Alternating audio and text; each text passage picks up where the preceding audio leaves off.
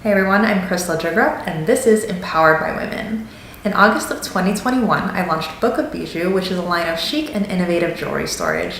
And in January of 2022, we expanded into what you now see as the Empowered by Women platform. I really wanted to create a centralized space where we can really put emphasis on our mission of women empowerment and community over competition. It really truly does fill my cup to be surrounded by so many of you inspiring women, and the energy that you bring to me and our platform on a daily basis is unmatched. You really all do fuel me with so much motivation to continue doing what I'm doing, and for that, I thank you. Before we jump into the episode, please be sure to follow or subscribe to us wherever you are listening, whether you're watching on YouTube or you're listening on your favorite podcast platform. And also don't forget to share your favorite episodes with your fellow female founders so that we can continue growing our platform and furthering our mission. All right, let's go ahead and jump into this next interview with another incredible woman in entrepreneurship that I know you guys are going to absolutely love. Today, we have the incredible Haley Thomas. She is the founder of The Passion Pursuit. And oh my gosh, I love this woman. I've only had a few conversations with her, but I love everything that she's doing. I just love her as a person and the energy that she exudes when we speak. So I am so excited for this conversation. Haley, thank you so much for joining us today. Oh my gosh, that was the kindest intro I think I've ever received on a podcast. So thank you for having me. I'm excited to chat. Absolutely. So obviously I gave you a very, very brief bio, but I want you to go ahead and dive into all the things. Tell us about what it is that you're doing. What is the Passion Pursuit? And how did you get to that point where you're doing all the things that you're doing today? I love this question. So I am the founder of The Passion Pursuit, which can be best described as if a business strategist and a life coach had a baby, is the way I love to put it, because I love to help women who are multi-passionate creatives find passion in their pursuit, like reconnecting back to that joy, reconnecting to what it is that they value most, and building from that foundation while also supporting the growth of their business so that it also can support the life that they want to live. So I very much look at both sides of the picture here. I want to see, okay, what is it that we can do in the business realm that allows you to do more of what lights you up so that you can wake out of bed feeling like you don't ever have to press the snooze button again? And then is it supporting the lifestyle that you want to live? And really finding this beautiful blend and merge of the two, because I do think that we as entrepreneurs, they're one and the same. A lot of our life pieces filter into the business and back and forth. And so I wanted to find cohesion in a way that is built on the foundation of alignment. And so I started The Passion Pursuit, oh gosh, I think it was in 2019, started as a Facebook page, and really was just a space for me to start to share different things that I was learning and embracing from the lens of entrepreneurship. I started my journey many, many years ago in network marketing, and that gave me a little taste of, oh, can I do something on my own? And this stemmed from having been in a major way back in college that I chose that was honestly sucking the joy out of my being. I pursued the path that I thought I had to do, not the one that I really deeply desired, based out of the fact that it was held on this pedestal of success. It was the path of like, well, you'll have security, you'll have the job, you'll have the standard 9 to 5, you get to work up the corporate ladder and then retire, and then you can live your life and follow your dreams. And so I pursued that, and I felt so stuck. And I remember being in school and honestly questioning, like, this cannot be it. Like, this cannot be what we have to look forward to for the rest of our lives. And so I started to think, okay, what are the other options? Was introduced to network marketing, and that gave me a little taste of the freedom of entrepreneurship. But what I do feel I didn't have was the creative freedom. I was given freedom in different ways, time, financial, and even location to a point, but I still felt that it wasn't necessarily tied to what it was that I was really lit up about, be it a product, be it a service, be it how I wanted to share my words or even build my legacy on my own. And so I was craving that creative freedom. And I realized that there wasn't really a space for people to dream again. And that's how I envisioned the Passion Pursuit to be. I wanted to start to connect the dots for people to see that they had everything within them to create something of their own. And could I give them one, the space to feel supported in that process, but also the how to bring the ideas that they had within that I think could change the world to life. And so the passion pursuit came to be that place. And I became very self-taught. I invested with many mentors. I soaked up everything that I possibly could. And then I just started getting to work. And I did little bits of different business aspects in my local community, online. I was doing social media marketing in one area, email for another. I also had a job in sales at the time with my career where I very briefly used my major, and that was the first and the last time I did. But I started to just kind of dabble in these different areas to then feel like I could have this full package of, okay, I can create this launching pad now for the early stage entrepreneur. And that is exactly what the passion pursuit is today. So it really is the space for those unrealistic dreams to be the new normal. It's the space where innovation is encouraged. And I know you and I can relate so much to this, but I'm a firm believer as well that community is the secret sauce and the secret weapon to success. And so be it that, I support people one-on-one, I've led groups, I've had retreats, basically any sort of way, modality that I can do to allow people to see that they too don't have to put their dreams on the back burner any longer. So good, so good. I resonate with your story so much. And, especially the part where it's like, you're doing all the things that people are telling you to do, right? Because this is the path to success. This is just the way that it's done. In all that time that you were doing that, did you kind of have like an inkling in the back of your mind, like, I feel like there's supposed to be more to life? Oh, Or was it just like 100%. Like I could overwhelming? not shake it at all. And honestly, I think that in those years, I always felt there's got to be something else. I didn't know what that something else was. And so there definitely was a lot of patience. And even sometimes there were moments where I did lack hope. I was like, this cannot be it. I truly believe this cannot be it. And I was always growing up my entire life the person who did have the out of the box dreams.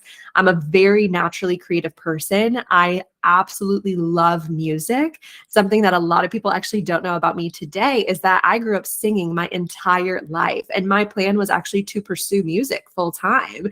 And I got to the very end of junior, senior year when we started to have to make those decisions of, okay, like, what's your path? Pick your path. And suddenly that fear overtook the desire.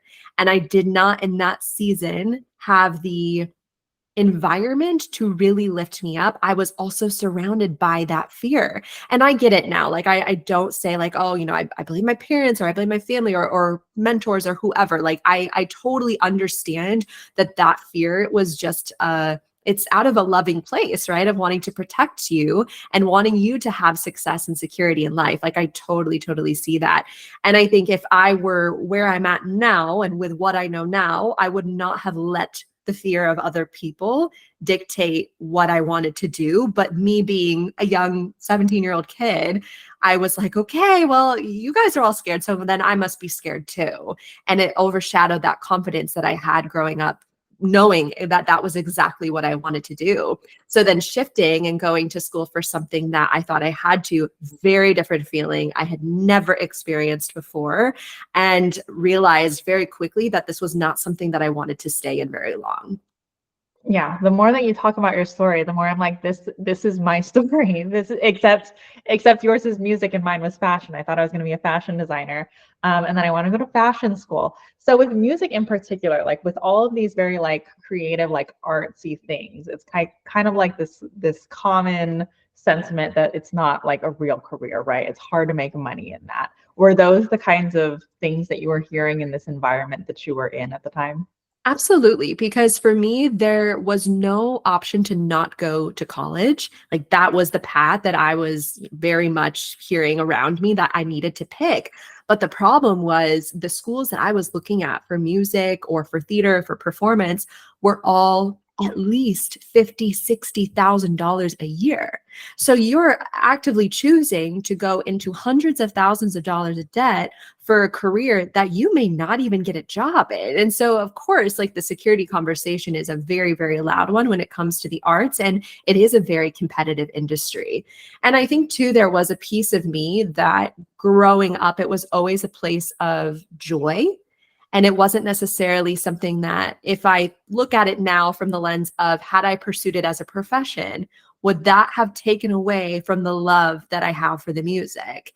And may have. I won't know that, to that extent. But what I did realize too was I can still use my voice It's just in a different way than maybe I grew up thinking it was what I wanted. So it's been interesting to see kind of how the dots correlate between like what I do now and how I speak now, and I have the podcast now. I still have music as well in my life, but it's more of what makes me happy. It's more of the thing that makes me, brings me joy, that rather than like the profession I have to worry about. And you get to sing for us right now live. Oh yes. Oh my gosh. I was like, oh, not warmed up, not warmed up. Yeah, I'm just kidding. But okay, there's so many like little parts of the story that I'm like, let's dive deeper into that. But let's talk about the fear, right? When you're surrounded by this environment and you're very, young and impressionable, right? And you really are in the belief that like, okay, all these people, they've lived before me, they know better, they are looking out for my best interest, and I should really like listen to what they have to say because it holds so much value. And it does. But then there's also, they have their perspective, and then you can lean into your own perspective as you mature, as you start experiencing the world around you for yourself. So what happens to that fear when you did finally make that decision? Was it like the thought of like being stuck just completely overshadowed the fear that you were willing to take the leap, or what happened there? In the sense of entrepreneurship now. Mm-hmm. Like, how did you move past the fear and stop letting that hold you back from taking that leap to moving into entrepreneurship? So good. I think to me, I had to build the confidence, for one, within myself, and I had to build the trust within myself. And I think that growing up, at least for me, I often was looking external and looking for approval, looking for validation. I had such a strong desire of like, I want to make my parents proud. I want to make my family proud. And so I was less concerned though with, okay, but what is it that I want at the end of the day? I was looking at, okay, well, I have to make sure everybody else is good first. And so I think that when I started to kind of shift a little bit more of like, okay, I'm out on my own now. I'm starting to pave my own path. I'm starting to step into who I am, and I'm rediscovering what it is that I value. And I think too, being in a space where I felt so stuck really showed me what I do not want. And I think that that is just as important information as what you do. And some people miss that part, as they'll be in a season that they are feeling like there's no other way. And I'm like, my friend, thank you. Like I say thank you to this season for showing me exactly what I don't want, because it's absolutely going to give you more clarity on what you do. And so I think getting to the end of school and realizing like I'm feeling like a shell of myself. And my family can attest to this. My now husband, at the time we were dating at the time, I'm like, he can absolutely attest to this. Like my creativity was very dwindled. I felt just very isolated. I felt very stuck. I felt like the black sheep in my major because everyone else seemed happy, but I was not. It wasn't it. It was not aligned in any way. And being that I was in a space where it felt so stuck, it was like, okay, I'm looking now. I'm like, I don't know what is that something else for me, but I'm at least going to open myself to it. And I think just taking that little leap and then stacking it and just one decision after the other, I started to build the confidence in my abilities to chase after the things that I wanted. Then I was met with the evidence of what happens when I do. And I'm somebody that's a firm believer of when you set your mind to something, there's not a whole lot that can stand in your way. Oftentimes the thing that is most in our way is ourselves. And so if you begin to unblock that piece, and there's not a whole lot between where you're at and where you want to go, it's like you're unstoppable at that point. And so I was able to then see the evidence of, okay, look at what happens when I don't give up. Look at what happens when I take this leap. Look at what happens when I said yes. Okay, I know you're all well invested into this episode so far, but I wanted to just take a quick moment to tell you all about Cast Magic, because this tool has been a lifesaver for me and the Empowered by Women podcast. And we don't like to gatekeep around here, okay? So if you also have a podcast, a YouTube channel, or really produce any kind of long form content, you really need to introduce Cast Magic into your life if you haven't already. It used to take me forever to find specific clips, create captions and titles and descriptions, and all the things that come with running a podcast, but Cast Magic has made that 10 times easier for me. And as a mom with a very busy schedule, I am all about simplifying and streamlining my to-do list. So seriously, save yourself some time and even multiply your usable content and download it ASAP. The link will be included in the show notes, but let's go ahead and get back to this awesome interview. And then I got to be bold at one point, and I remember like I was on a phone call with my dad. It's so clear. And I'd graduated college, right? Like now I have this major, it's time to go get a job. And at the time I had also just stepped into the top percent of the company that I was in for network marketing.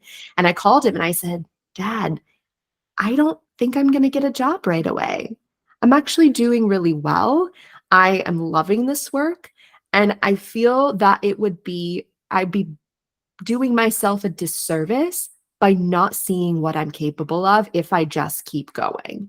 And I'm so grateful that I did, because even though it wasn't necessarily in that path that I stayed, it opened up so much for me to the point where now my parents are like, how, like they're not even surprised anymore. And it's the dreams have only gotten bigger, the adventures have only gotten crazier. They are not surprised when I call them and I'm like, hey, so I decided like I'm gonna go, to Spain and like live there for a month, but then Brian's gonna come out and fly and hang out with me in Europe, and then we'll bounce around. Like they're not surprised by any of these dreams anymore, because in this process, not only I feel like showed myself what's possible, but I also in turn showed them what's possible too. Seriously, so good. I am loving every little thing that you're saying, from, recognizing that even all this time spent doing things that you don't love, that is a critical part of your journey too, right? And I've been watching Better Call Saul. Have you Yes, watched it? a little bit, And not fully, but yes. a recent episode was talking about the fallacy of sunk costs, where it's like you are in this mindset where you've invested so much time into this current job. It's like all of it would be a waste if you made the decision to pivot. But then that's fallacy, right? Like that's a lie. You have gotten to this point for a reason, and now it's giving you clarity on what you want to do moving forward. And do you have any examples of like what kind of evidence you've seen when it comes to, okay, now you are making those small decisions to take the leap, to try something new, to do this? You mentioned, okay, now like I'm seeing the evidence of what happens when I'm willing to show up and when I'm willing to take a leap. So what kind of evidence did you see? I want to hit on evidence, but you just said with the sunk cost, I think this is so valuable to hit on. And the fact that we don't always correlate to not only what it is that you learned, but the skills that you acquired in one season don't leave you just because you leave that season. So I think about the job. I did do a job a little bit with my major that I did not love, but I learned so much in the realm of leadership, customer experience, sales, that I absolutely use in my business today. So I'm like, sometimes people I feel like don't connect the dots, and they're like, yeah, but I'm just starting my business. I'm a brand new beginner. And I'm like, yeah, but you also are working with tons of different skills and knowledge that you acquired from other places. That was not all lost just because you decided to pivot and change your mind. So I love that you brought that up. And I was like, wait, that's so good. Definitely want to. I also think, even like for the people that don't know, like, I don't love what I'm doing now, but I don't know what I would be doing in the future. That's a great way to kind of look at it too. Like, what skills do you want to learn? You might not want to be a manager, but maybe you see yourself having a team in the future, and learning those management skills would be something that would be so valuable to you when you do have more clarity on how to move forward. So finding jobs that like even just have that little aspect of like, oh, I kind of want to learn that. I don't see myself doing that for the next 10 years, but it seems like something that would be fun to learn or fun to do, or something I can just enjoy for the meantime. Yeah, it's like, it's just changing the environment. It'd be like wearing a winter coat in Florida. Like, it's not the vibe. You're going to feel so uncomfortable. But if you take that same winter coat and you go to Utah and ski, different environment, same tool, same skill, it's that kind of that correlation of like, it's just sometimes you have to pivot where it is that you're using these skills and what knowledge you are sharing with the world. Yeah. But evidence, I definitely want to dig into this. So I will say for me, when I started to see obviously, I think the easiest one is when I started to take these leaps, I was seeing like, okay, like I can create income. Like with my own skills, I can create income. Like that's a wild thought for me. So like to see that there was so much more freedom, and really there was no cap to like what you were capable of. And that's back in like network marketing, but also too, and now, like when I think about the business I've created now, there's no limit to what can be scaled and what can be built. And that I think is the most freeing thing. And I think a lot of times people are like, well, yeah, but they're looking at it from the lens of lack of, oh, I have to create this, or like, how am I going to make it? I'm like, but also shift the other perspective from the possibility of there is no cap to what you can do and what you can create. This is where you get to have fun and you get to be creative and you get to be resourceful and you get to figure out the how. That part gets to be fun, but I think sometimes we forget that possibility mindset and we're so stuck in like more of the scarcity. So I'd say an obvious one would definitely be the income that was created. But I think the biggest and what I'm finding, especially in these last 2 years, is when I've taken the leap, and I'll use travel, for example, because that one is so present for me.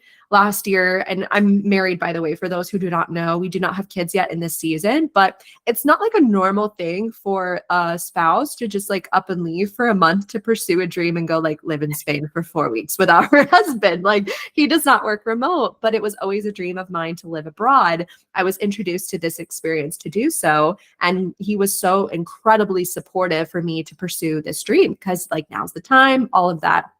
Anyways, most people would look at that and be like, that's crazy. That is not the norm. What are, how is he doing? Like, there were so many different opinions in this time. But what I will tell you is by me taking that step anyways, despite the opinions of others, what it opened up for not just me in my business, not just for me personally, but what it opened up for my family. And I'm not just talking about for Brian specifically, but for our parents, for our siblings. Like what it showed people was that they too can do the things that light them up. They too can pursue those dreams that they thought that ship had sailed. And suddenly I find myself not just going to Spain, but after Brian joins me and I take him on a 2-week vacation throughout Europe where we go to these dream places. Then a year later, we go back.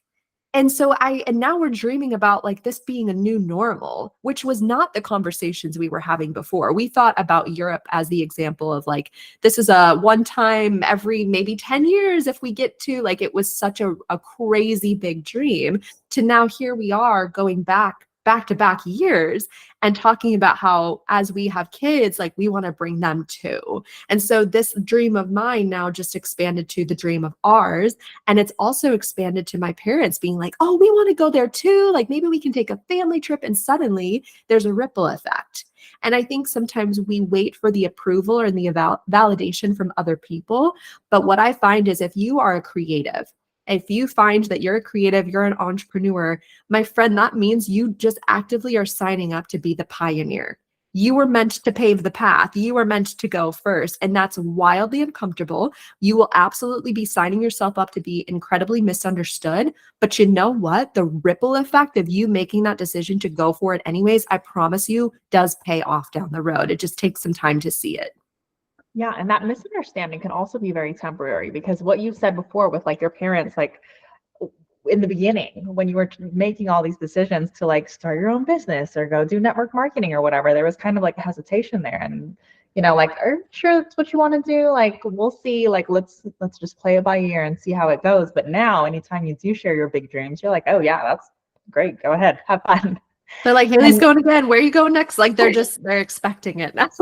Exactly. And we need to realize that the decisions that we're making for ourselves not only take care of ourselves, but like you said, the ripple effect, it's so much bigger than just us because we're showing other people that it's possible. And that's something that I tell like our vendor community all the time. Like anytime they join us for markets, I'm like, just by you showing up, you're showing other people that they're able to show up too, that they are worthy of pursuing that passion and of creating things that they love and doing something that brings them joy. So something that you mentioned earlier was, obviously pursuing passion since that's what your brand is all about, but also doing it in a way that supports your lifestyle. I always think it's a very interesting conversation when it comes to like, okay, this is something that I'm really passionate about. And you mentioned it with music too, but I don't want to lose the love for it because now I'm turning into a business.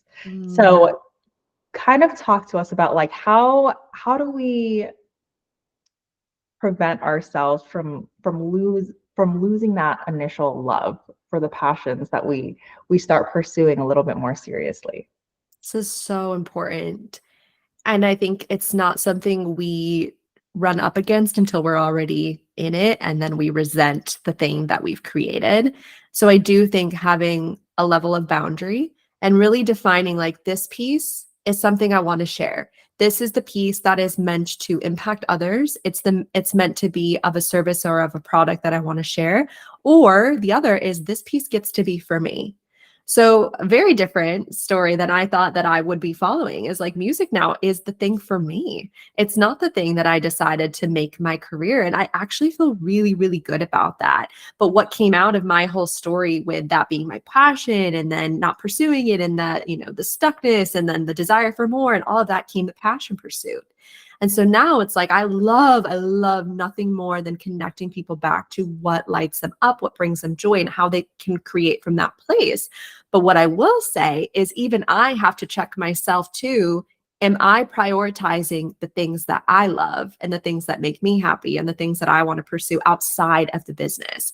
Because I think when we're in it and when we're creating, it can be very easy because obviously the goal is to love what you do. And when you love what you do, there's that saying of like, you never work a day in your life and you're so in it that you sometimes forget that it's actually really important to not be in it as well. And so I make it a very strong point to have things that are not associated with the passion pursuit at all that make me very, very happy.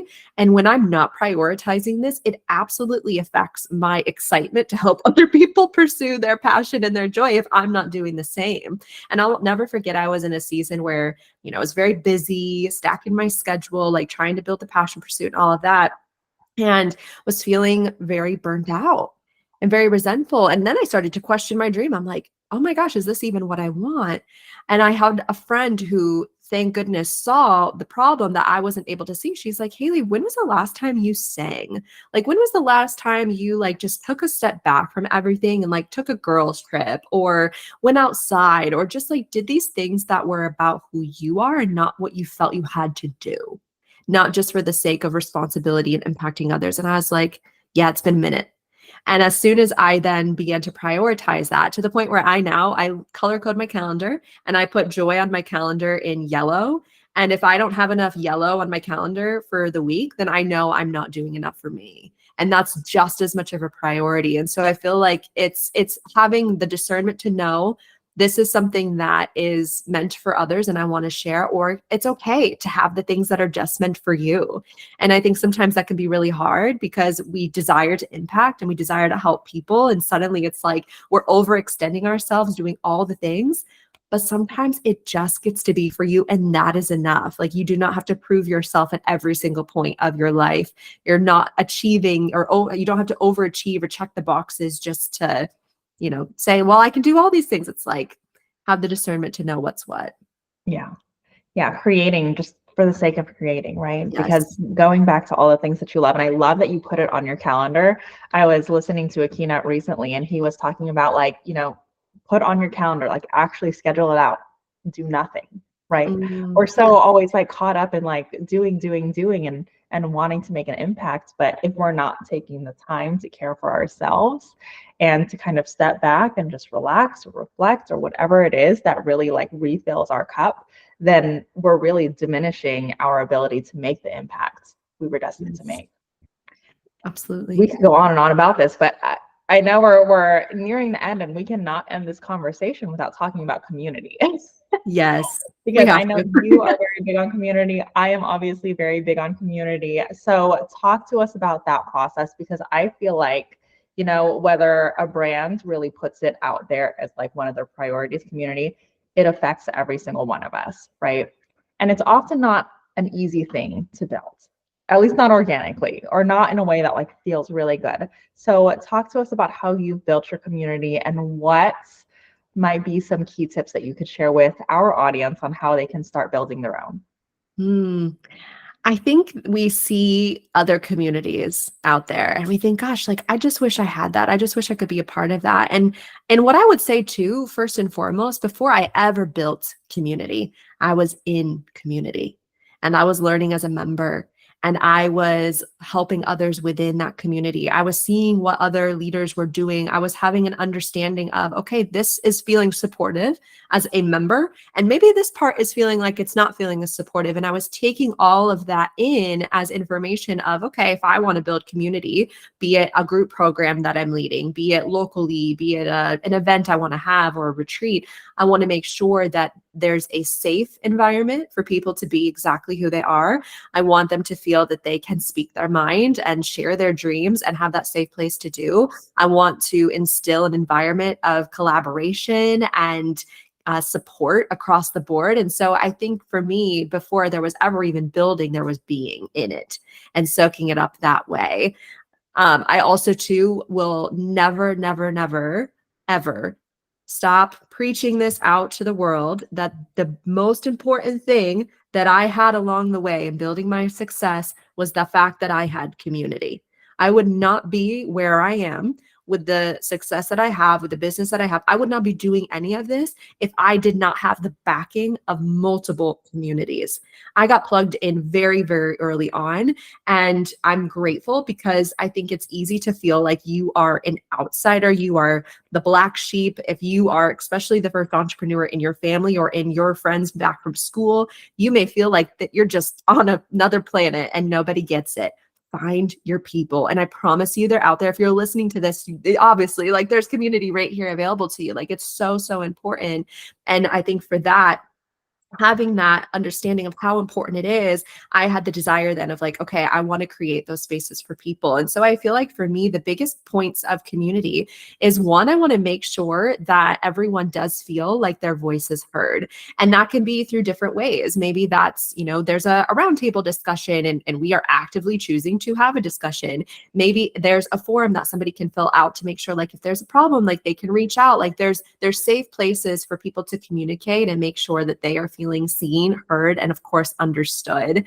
I would also say too that communities take time to build. And I think a lot of times people just aren't willing to be like in the groundwork, in the weeds with their people. But a community is built on relationships, which take time. And I'm somebody who values very genuine relationships that have depth. I do not like the surface level conversations. Like I want to know like, what are your wildest dreams? What are your biggest fears? Like, let's get to the good stuff. So like for me, it's like, I want to cultivate relationships with individuals first, and then bringing people together and starting to connect the dots. My favorite aspect about community is when I hear somebody say, oh my gosh, like this is how I can support people, but also this is what I'm looking for in this season. And this is what I need. And I now can be like, oh, Susie Q over here is that person for you and can connect people. And I've realized that through this process, like we are so much better when we have that space to connect, to collaborate, to support, to refer, like, because we rise together by lifting others. I'm a firm believer in that. And so I feel like, I don't know if I've mentioned specifics, but to be honest, yeah, like building relationships, allowing it to take time, and of course being active in communities as well, because I think it will teach you so much more by being a member before you decide to lead. Yeah, there's so many important things that you noted that I think is often like the missing links when people are searching for community and then coming out of it feeling like they didn't get anything out of it, right? And it's because they are stuck in this surface level of maybe like, what are they getting out of it, but not, you know, giving into it, right? And not realizing like, well, how can I also support the other people in this community? There are so many. I love that you mentioned that you're part of multiple communities. I also am too. And I suggest it to everyone that I talk to, even if people are kind of debating like whether or not they want to be a part of our membership or like they just heard about something else. I'm always like, do both. Yeah. Do it all. You can't have enough community, Yeah, you honestly. really Like can't. get plugged in. You never know. And oftentimes it's like you're one person away from meeting the very person who may absolutely change your life, change your path, your trajectory, or some collaboration that can happen. Like we met in a community, right? And Yeah. so it's like there's all these relationships that have come out of me saying yes and being plugged in. But you bring a good point of there's also an expectation that I'm coming in to give and to serve and to support more so than I'm expecting to come in to see, well, what can I get out of this? That's not the mentality. You naturally will, trust me. You'll naturally get so much out of community. But if you go in with the mindset of like, how can I give? How can I be of service? How can I support others? It will come back tenfold time and time again. I couldn't agree more. It's the longevity, right? It's about not thinking so short term, not thinking about that quick sale you can make at the end of this 4-week course that you have with all these amazing women, but like really getting to know them and getting to that deeper surface where you're understanding like what are they working towards? How can I support that? How can we potentially work together? Exactly. Just as your success has been built on community, same with Empowered by Women. I have probably told this story like a million times by now, but I didn't even envision this to be a business when I started. I just wanted some really good energy. And the people that we've attracted have wanted the same. And it's because of them we are at where we are today. And collaboration, community, those are just invaluable aspects of a business.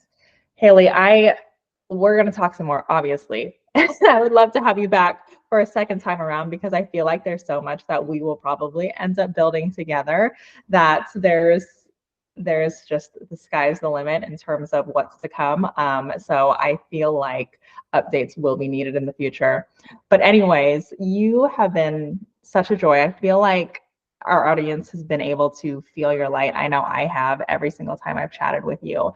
So where can they connect with you, learn more about your community, be a part of your community and see all the things that you're working on? Absolutely. So you can connect with me. I would say I hang out mostly on Instagram. I almost said the interwebs on Instagram. The Passion Pursuit Co. everywhere. So the website, the Instagram, it's all the Passion Pursuit Co. And I really do love to be in the DMs. There's no one in there but me. I love to be the sounding board for dreams, ideas. I love to be like your biggest hype and cheerleader. If you've got something brewing in your mind, but you're maybe scared to say it out loud, I'd love to be that supportive place for you to say it out loud for the first time. And then we can see what can make happen. But yeah, you can definitely find me on all places, the Passion Pursuit Co. I love that. And I do believe that we need to just shout our dreams from the rooftop. So if you need just one ear for now, Haley can be that girl. Obviously, we're all in this together. So you have 2 amazing communities supporting you already. Haley, thank you again so much for joining us. I loved chatting with you. Thank you so much for having me. Another incredible interview with yet another inspiring woman in entrepreneurship. I hope you guys loved that episode just as much as I did. Before we leave off, if you yourself are also a woman entrepreneur, I would love for you to consider joining our Empowered by Women directory. We're looking for women-owned product and service-based businesses in the US to help us build the go-to place for our communities to find local women to shop with and connect with, and we'd love for you to be a part of it. All of the details can be found on www.empoweredbywomen.com/apply-directory. Of course, that's going to be linked in the show notes below, and you're also welcome to reach out to me anytime if you have any questions. But other than that, thank you again so much for joining us, and I will see you in the next episode.